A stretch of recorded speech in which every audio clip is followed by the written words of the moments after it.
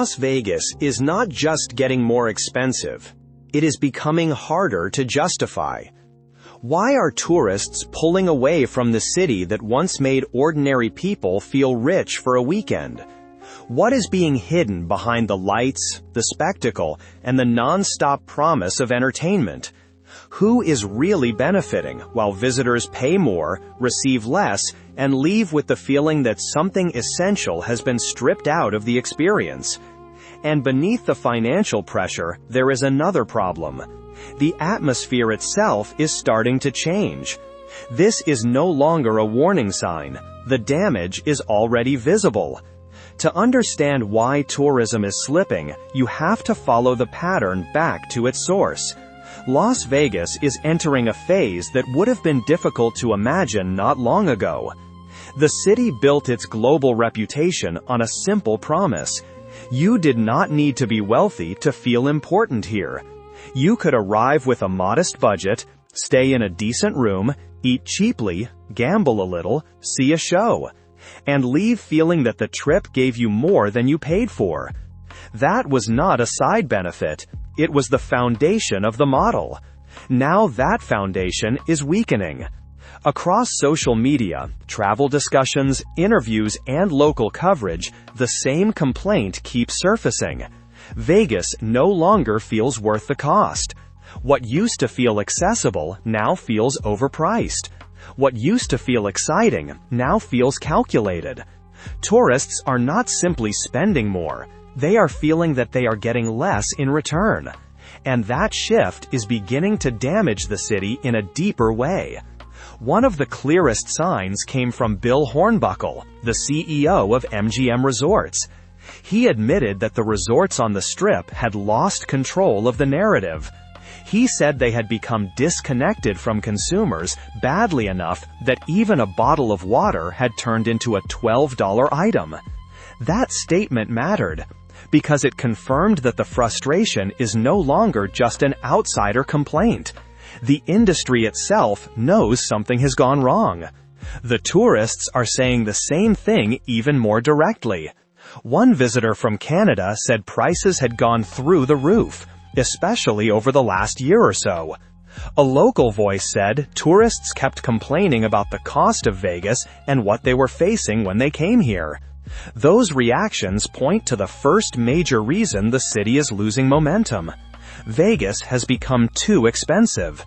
And the real damage is not just the number on the receipt. It is the feeling behind it. A city can charge more if people believe the value is still there. Las Vegas built its success on that balance. Cheap food, cheap rooms, cheap shows, and the feeling that the average visitor was still welcome. But when basic items start feeling absurdly expensive, visitors change their behavior. They gamble less, they spend more time off the Strip, they cut the trip shorter. Eventually, they stop returning. That is why this matters so much. Las Vegas has not lost attention. It has not lost recognition. It has not even lost the ability to attract people. What it is beginning to lose is trust. And once a city built on repeat visitors starts losing trust, the decline becomes much harder to reverse. If rising prices created the frustration, parking fees turned that frustration into resentment. Because very few things make people feel unwelcome faster than being charged before the experience has even begun. In Las Vegas now, that is exactly what happens. Before a tourist reaches a casino floor, before a local meets friends for dinner, before anyone orders a drink or touches a slot machine, the meter is already running. In some cases, it is $25 just to park. Not valet, not a premium event, not a special upgrade, just the cost of arriving. That matters because Las Vegas used to understand a basic truth. The city made money by making entry feel easy. Get people through the door. Make them comfortable. Let them relax. Let them spend where it counts. On gaming, on food, on entertainment, on time on property. Parking fees reversed that logic. They put friction at the front end of the experience, right where Vegas once offered welcome. Locals describe it as price gouging, and that should worry every major operator on the Strip. Locals know Vegas is expensive. They know the city runs on tourism. They understand the business better than outsiders do.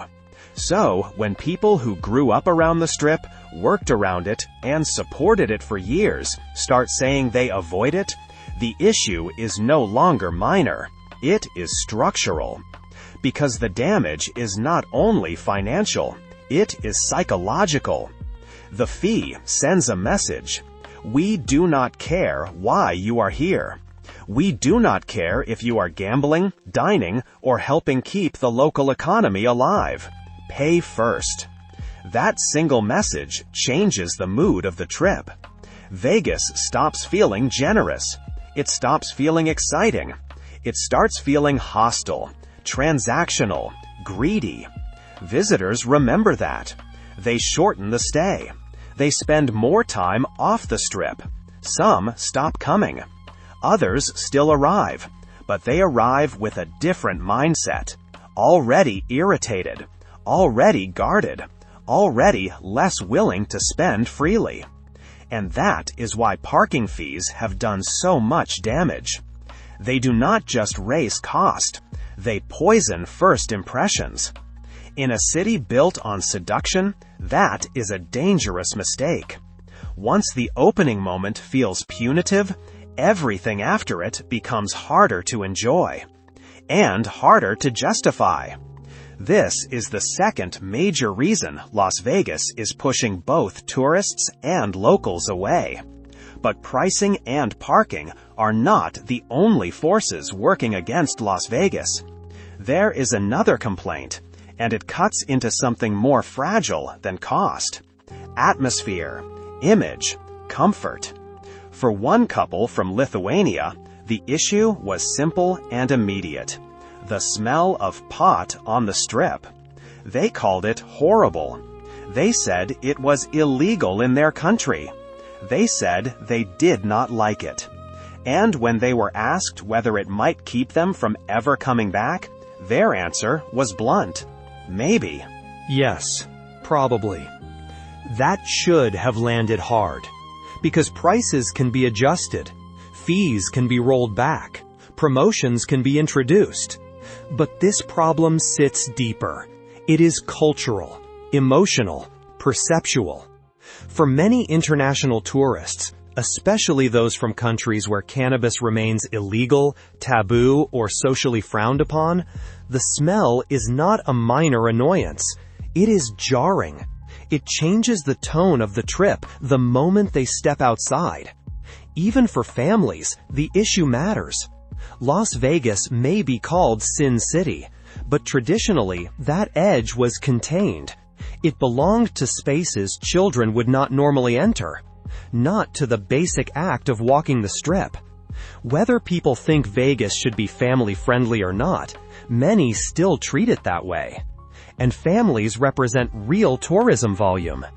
If families begin deciding the atmosphere no longer feels appropriate, the Strip loses more than a few complaints. It loses traffic. The same is true for international visitors. They are some of Las Vegas's most valuable customers. They travel the farthest. They stay the longest. They spend the most carefully. And if they feel uncomfortable, not unsafe, not threatened, just alienated by the environment, they do not negotiate with the city. They go elsewhere. And there are plenty of alternatives. Dubai, Singapore, Monte Carlo, Macau, European resort cities competing for the same high-value guest. This is not a debate about legalization. Cannabis is legal in Nevada. That is not the issue. The issue is that Las Vegas has not managed the consequence well. If the smell becomes one of the first things visitors notice, ahead of the lights, the luxury, and the excitement, then the city has a branding problem. The polished image starts to crack. The atmosphere feels less glamorous, less controlled, less refined than what people imagined before they arrived. And in a place built on perception, that matters more than Vegas wants to admit. If the first impression feels chaotic instead of elevated, the damage begins before the vacation even settles in. If there is one area where Las Vegas still looks strong, it is entertainment. The city can still create spectacle better than almost anywhere on Earth. F1 brought global attention. The Sphere became an instant bucket list attraction. The shows are still there. The celebrity chefs are still there. The residencies are still there. One visitor said they liked the shows and used to come when Celine Dion was the regular. Another said they were going to see the Sphere next month. That enthusiasm is real. People still want to love Las Vegas. And that is exactly why the next truth is so uncomfortable. Entertainment is booming, but it is not enough. That contradiction sits at the center of the city's tourism problem. Visitors can still be impressed by the scale, the creativity, the feeling that something huge is always happening nearby. They can still plan a trip around F1, the Sphere, a major concert, a sports weekend, or a special event that only Vegas can deliver. But once that excitement collides with the cost of the overall trip, the calculation changes. The city still produces spikes, big weekends, sold-out attractions, packed casinos after major events. But spikes are not the same as steady loyalty. Old Vegas did not survive on one-time spectacle. It survived on repeat visitors. People who came back 2 or 3 times a year because the experience felt affordable, fun, and consistently worth it. That pattern is starting to erode. Modern Vegas is becoming a special occasion city. People come once for the Sphere, once for F1, once for a Super Bowl-level atmosphere or a giant concert. They come for the headline moment, the unforgettable image, the once-in-a-lifetime experience. But they do not return as casually as they used to. They stay for less time. They gamble less. They treat the city like a major purchase instead of a regular escape. That is the weakness hidden beneath the spectacle. Entertainment can attract attention. It can generate headlines. It can flood social media with awe. But it cannot erase the feeling that everything around the experience has become too expensive.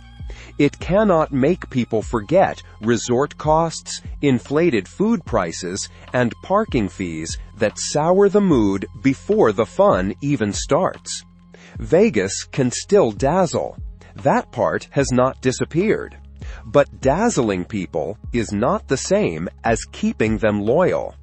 If the best show in the city still leaves someone thinking about a $60 breakfast, then entertainment is no longer carrying the weight it once could. And that is exactly what seems to be happening now. When tourists complain, Las Vegas can dismiss it as visitor frustration. When influencers complain, the city can pretend it is just another wave of online noise. But when locals start saying the same thing, the signal becomes harder to ignore. Because locals are not outsiders passing through for a weekend. They are the people who work in the casinos, fill the restaurants, support the theaters, and understand what this city feels like when it is healthy. Right now, many of them sound fed up. That matters because Las Vegas has always depended on locals more than the Strip likes to admit. They help keep businesses alive during slow periods. They are part of the workforce, part of the customer base, part of the social fabric holding the city together. So when lifelong residents say they avoid the Strip because of price gouging, that is not a casual complaint. It is a warning from the people most qualified to recognize one. Locals remember what Las Vegas used to be, a city that welcomed them, a city that rewarded loyalty, a city where even if you did not spend much, you still felt appreciated. That emotional contract mattered. It helped turn the Strip into more than just a tourist corridor. It made it part of local life. Now that feeling is slipping. Parking fees hit locals especially hard, because they are the ones who once treated the Strip casually. Dinner after work, drinks with friends, a show on a weeknight, a quick visit without turning it into a major financial decision. But when that simple outing begins with a $25 charge, the relationship changes.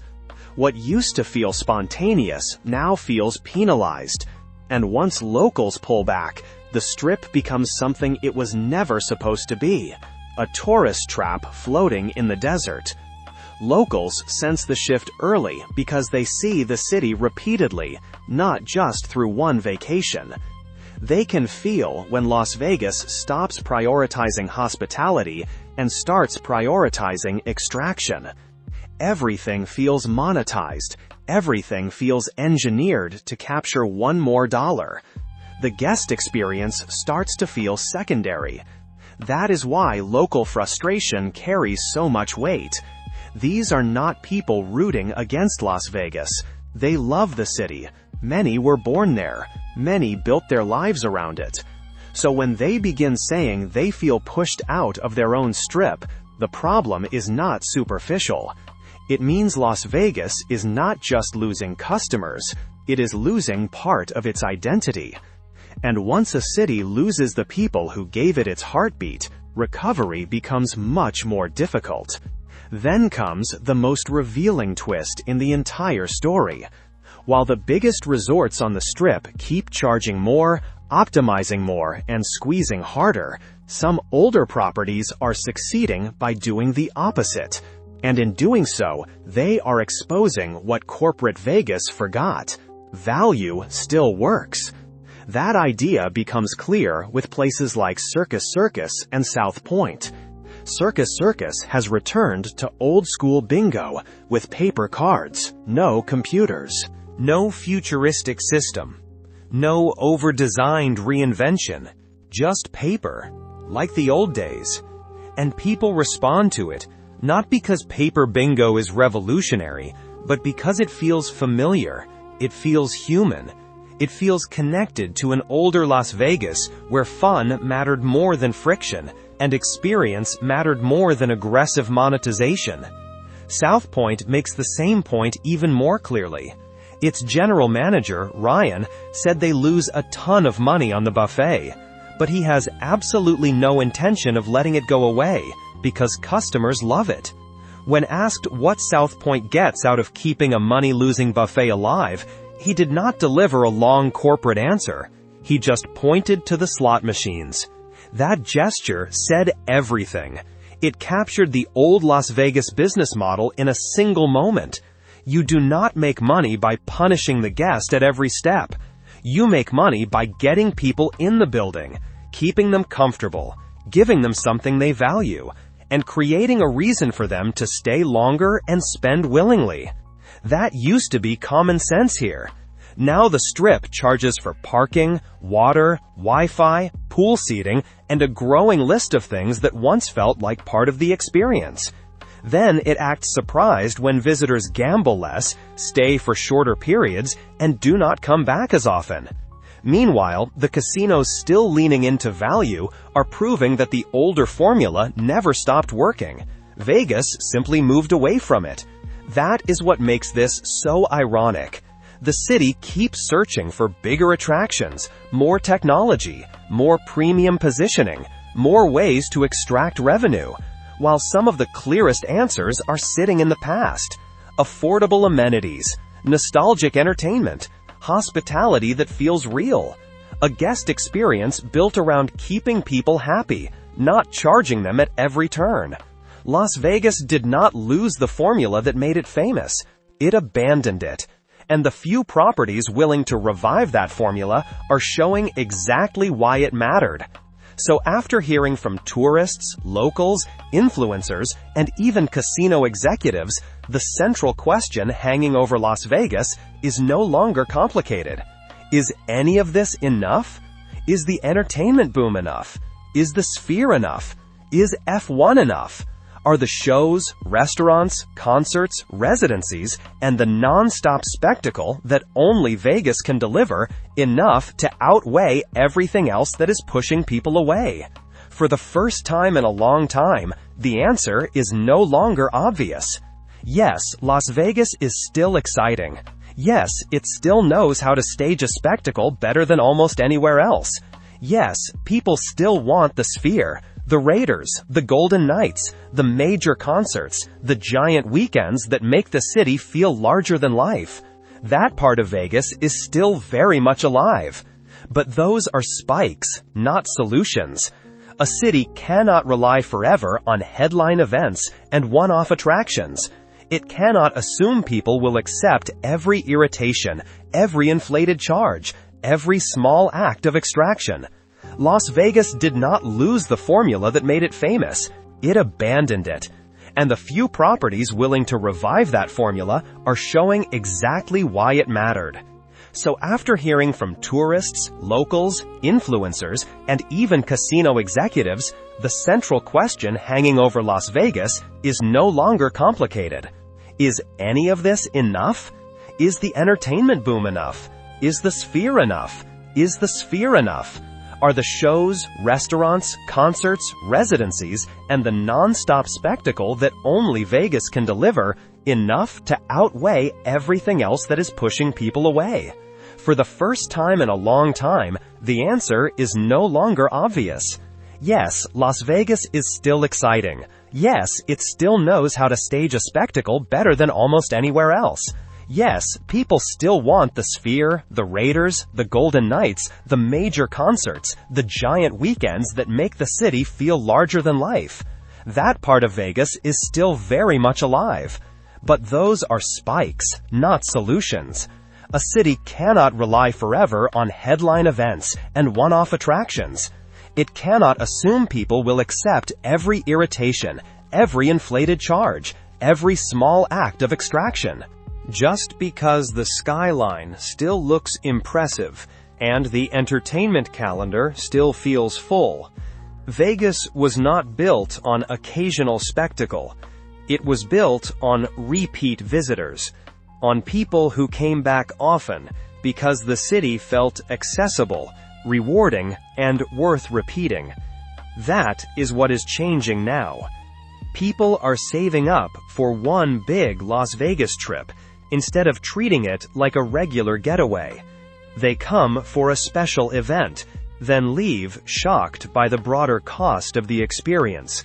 They come for a concert, then complain about prices. They come for a sports weekend, then complain about parking. They come for the Sphere, then wonder why basic expenses feel so punishing. The problem is not that Vegas lost its entertainment power. It did not. The problem is that entertainment attracts people, but value keeps them there, and affordability brings them back. Right now, Las Vegas still has the first part of that equation. It is struggling with the other two. That is why the tourism slide feels different. The city has survived recessions, scandals, competition, and cultural change. But this time, the pressure is coming from inside the experience itself, from the cost, from the feeling that the average visitor matters less than maximizing short-term revenue. Tourists are saying it, locals are saying it, influencers are saying it, even executives are acknowledging it. The truth is simple. Las Vegas has not lost its magic. It has made that magic too expensive. And unless that changes, this may not be a temporary slump. It may be the early stage of a deeper erosion, driven not by outside forces, but by the city's own choices. The good news is that the fix is not mysterious. Some casinos are already proving that. Better value, real hospitality, amenities people actually appreciate. A model built around trust instead of constant charges. The question now is whether the rest of Las Vegas is willing to follow, or whether the Strip will keep drifting toward a version of itself that fewer and fewer people believe is worth the price.